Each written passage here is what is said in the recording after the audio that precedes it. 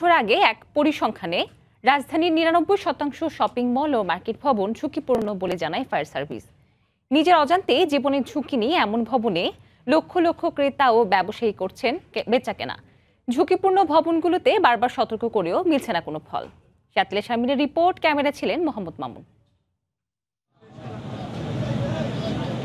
২০১৭ সালে পরিসংখ্যানেই ছিল রাজধানীর ৪৮% শপিং মল এবং মার্কেট অতি ঝুঁকিপূর্ণ, বাকি ৫১% ঝুঁকিপূর্ণ, সন্তোষজনক মাত্র ৫টি।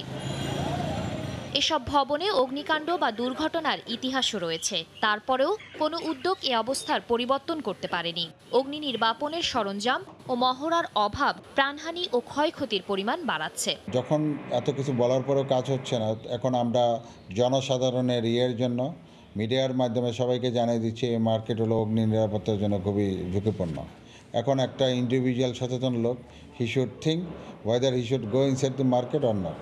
দোকান মালিকরা পুনর্বাসনের ব্যবস্থা ছাড়া জায়গা ছাড়তে রাজি নন। হাই রেজ বিল্ডিং হবে, বাট আমাদের কোনো সমস্যা নেই, সমস্যা হলো আমাদের বসার জন্য একটু জায়গা দেবে। এই 40 কোটি টাকা আপনি টেন্ডার করে নিচে ফাইলিং করে চলে যাবেন, পরবর্তী উপরে কিভাবে আপনার কাজটা করবেন।